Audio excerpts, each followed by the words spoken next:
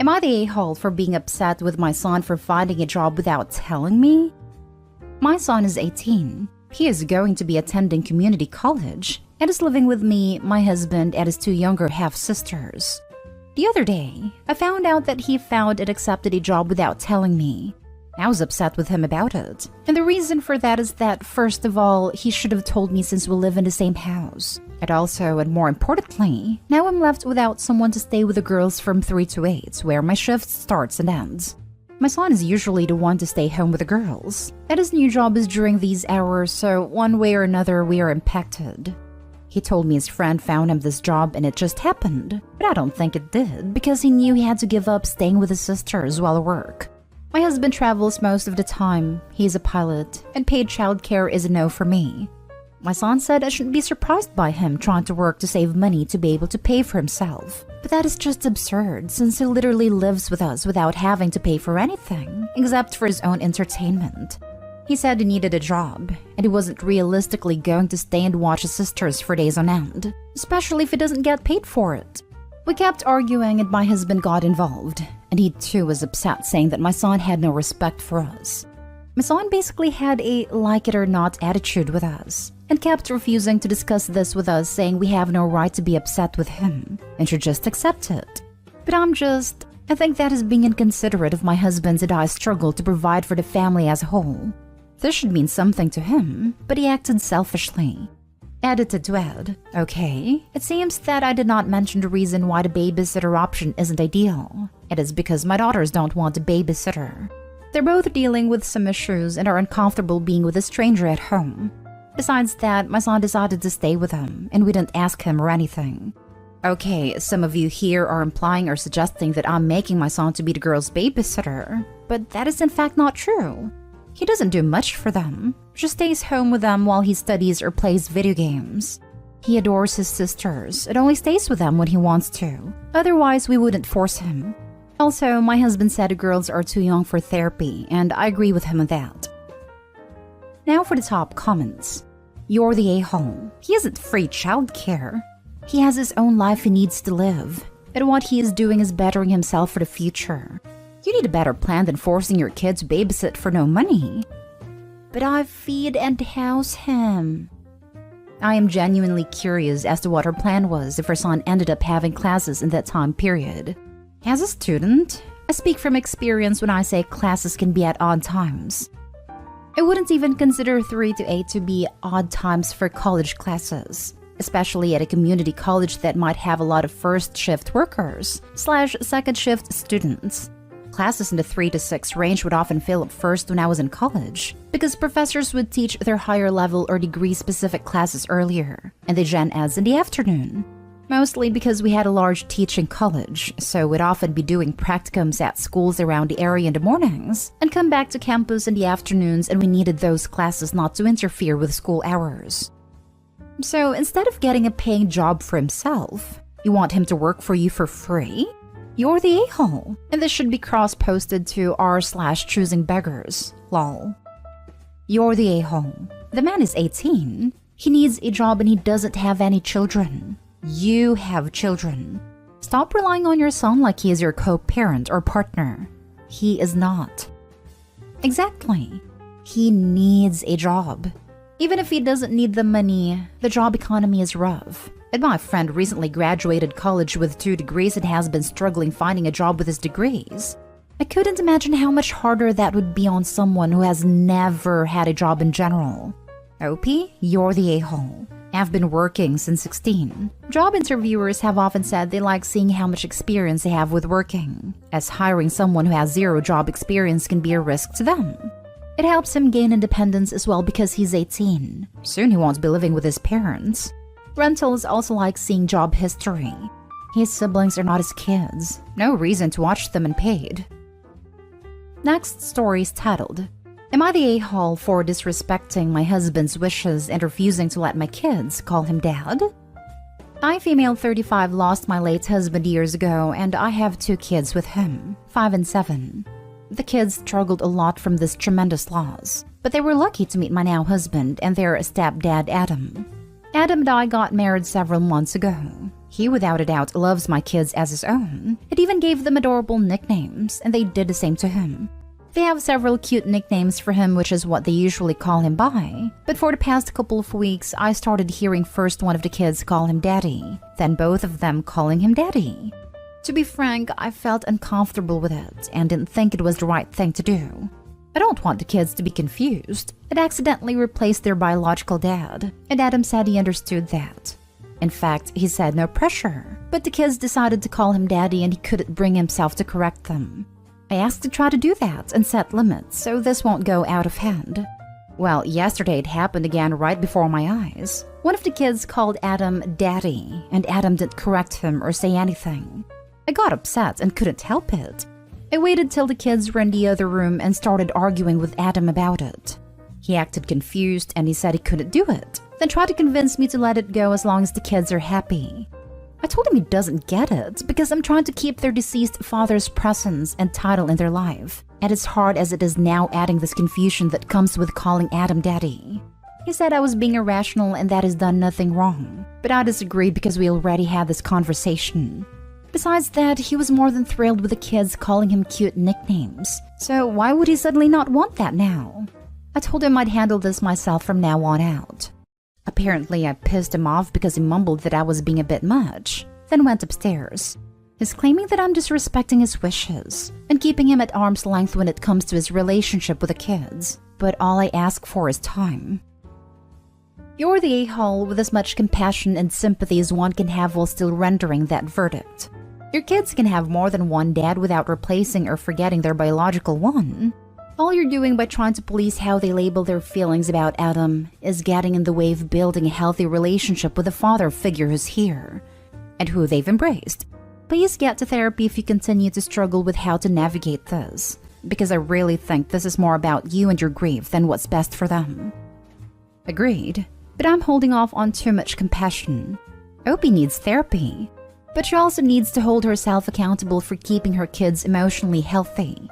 The kids want a dad, and they see Adam as dad because he is right there doing all the dad stuff. If Opie blocks them from building this bond, they will get so confused. All the kids at school have moms and dads. Why don't they? They will ask questions, and kids can struggle with how adults process emotions. Let them have their dad. Yes, and also Opie was mad that the Adam didn't correct the kids when calling him dad. But how is he going to do that without upsetting them? They're quite young, so even if he explained in the nicest possible way, they could feel upset about the conversation. You are being irrational. This shows your preference, so you should have been handling it yourself all along. It's possible for the kids to call their stepfather daddy and also know that their bio father died. Forcing your husband to say, "Don't call me daddy," is a poor substitute for you just talking to them about their deceased father. If the children choose to call their stepfather daddy, let them. You're the a-hole. This is spot on. Opie, the kids chose to call him dad. They chose. Imagine how they will feel if he says, "I'm not your dad. Stop calling me that." They will feel awful and unloved. They think of him as their dad and it turns around and stamps on their feelings. Don't make him do that. Don't make him damage the nice relationship he has going on with those kids. Leave it be. Soft, you're the a-hole. He's not making the kids call him dad. They're doing it on their own, which is a good thing because it means they like him and feel loved by him. I understand you not wanting the kids to forget their father, but they're 5 and 7, and chances are they aren't going to have any memories of him. However, they'll have you to tell them about him. And I don't think them calling your husband dad is going to make them forget that they had a dad who loved them and did not choose to leave them. They can have 2 dads and love them both. Next story. Am I the a-hole for not allowing my daughter's friend to sleep over because her mother didn't teach her boundaries? The title is quite confusing, but I can't figure out a better way to word it, so I'm just gonna do my best to explain. My 36 female daughter, 6 female, has a friend, 6 female, whose mother I have frequently had issues with. Mom B, 30s female, and her husband, male 30s, are what's yours is mine people and have taught their daughter that mindset. My daughter has a very fragile teddy that her granny gifted her when she was christened. I've mended this teddy 100 times. but it's still falling apart because my daughter carries it literally everywhere. She's super gentle with it. It has come up with her own rules that you have to follow to hold and play with a teddy. My daughter asked to have a play date / sleepover with her friend a few months ago. After talking to her parents, I agreed. Turns out the girls fought like cats and dogs over her teddy because the friend didn't want to follow the rules and didn't understand that if she can't follow them, she can't play. The friend threw my daughter's teddy and she called to come home early. Next day, I guess they sorted it and were friends once again. My daughter does not play with a teddy at school. She just puts him in her backpack, as far as I know, because she's scared other kids will hurt Teddy, and I'm pretty sure this is the only reason they're still friends. The girls have wanted to have sleepovers multiple times since, but after talking to her friend's mother and being told that if my daughter brings her teddy into Mom B's house, then Mom B's rules go, and my daughter will have to share whether her friend isn't careful or not. I've denied it. She suggested they sleep over at my house, but I've seen how her daughter acts at school / on a playground, picking up toys that aren't hers and just running off, fighting with other kids over their toys, etc. And I just don't think she would play with said teddy properly even under my roof. Am I the a-hole for this? I've talked to other parents in her class who had the same problem and just hid a toy, but I don't think my daughter should have to go without the teddy all night for someone else's behavior. Now for the comments. The girls have wanted to have sleepover multiple times since. If your daughter is also doing the asking here, then it's time for you to have a discussion with her about the teddy. Maybe she is willing to hide him for the night to ensure his safety? Not the a-hole for being concerned about a toy that has a lot of significance to your child, but you better start thinking about alternative solutions in general. Things happen by accident to special lovies, even in your own home or at school. And surely you don't want to have that cause a real breakdown or something. I've talked to her about the teddy before, basically saying that there will be a time to leave him at home, which was when she came up with the rules. All her other friends have agreed to set rules, and I think maybe that's why she keeps asking. My husband told her we talked to friend's mom, so maybe she thinks the problem's fixed. Either way, another convo is in our future anyway. Thank you. What about sending your daughter to the sleepover without Teddy? Talk to her ahead of time about keeping Teddy at home so he's safe. Mild everyone sucks here. The other mom sucks for obvious reasons, and much more than you do. But you're also doing your kid a disservice by not showing her how to enforce her own boundaries and deal with the natural consequences. Asking her directly would make the most sense here. Does your daughter want to go on a sleepover? If she does she want to leave Teddy at home so that he doesn't get messed up? Ultimately, it was bound to happen that there would be a situation where it wasn't appropriate for her to bring Teddy, and learning how to cope with that is an important skill. In another comment, Opie mentions some of the rules around a teddy that require hand washing, and I'm just wondering if the daughter may be developing some unhealthy habits in regards to the teddy. Like, I completely understand the importance in her being a child that has an attachment, but at some point, the daughter is going to have to learn to separate from the bear, and I personally think that needs to be more of the focus here. Everyone sucks here for right now, though. Last story is titled, Am I the a-hole for telling my cousin and her husband they should consider stopping their IVF treatment? My female 28 female cousin Lauren, female 35, and her husband have been struggling with having kids and are suffering from health issues. They've begun IVF treatment, which is expensive where I live. So far, they've had several rounds, but no luck. They visited on my mom's birthday yesterday. We don't see each other much now, but mom tells me about how they're doing in general. We were conversing at dinner and the IVF got brought up. Lauren said she and her husband are about to undergo another round of IVF. Everyone at a table said a prayer and wished them luck. But I told Lauren that after spending this much money, and after having already gone through several rounds in addition to other factors contributing to their infertility issues, she should really consider stopping IVF and taking a break and also saving money. Lauren and her husband looked offended. Lauren then said that they aren't struggling with money, so it's okay. I explained that they may not be struggling now but will be in the future, saying they'd spent thousands and wasted money for no benefits while they could have financially helped some struggling family with kids. Lauren got quiet, but I stated that this was just my opinion after all. Lauren's husband looked at me grudgingly and said, I think you should just mind your own business and keep your opinion to yourself. From there, the argument ensued. I told him he was being disrespectful, and he kept talking back. Shortly after, he and Lauren left. Mom started asking me why I caused a scene on her birthday. I said we were just talking, but Lauren and her husband blew this way out of proportion. Mom said that I have zero say in anyone's reproductive choice and should have kept my mouth shut. My sister, who rarely agrees with me, sided with me saying I was good, but Mom is insisting I call Lauren and apologize to her. My husband too sided with me and told me to give it a few days and Lauren will call.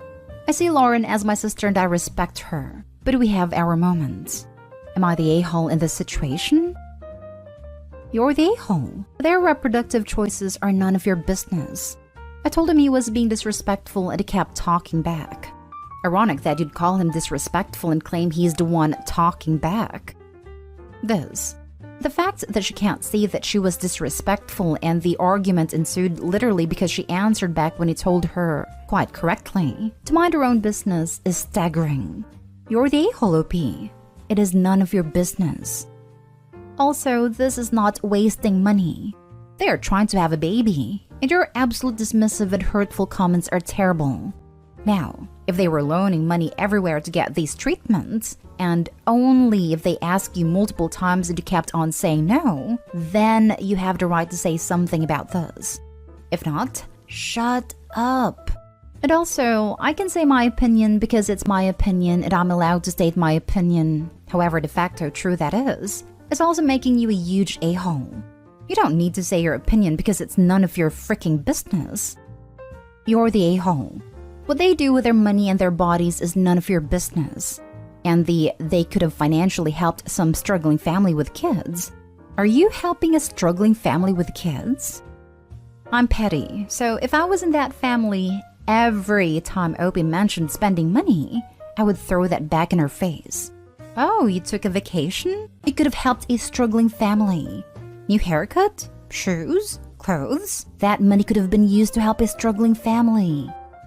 You're the a-hole. Let me guess. You're the struggling family with kids they should have helped instead. This is absolutely a mind-your-own-business situation. I've read too many of these posts, lol. It is like a solid 80-20 that whenever someone says that someone should have helped others, they're talking about themselves. Wouldn't be surprised if the cousin cuts her off completely. They don't need that toxicity in their life.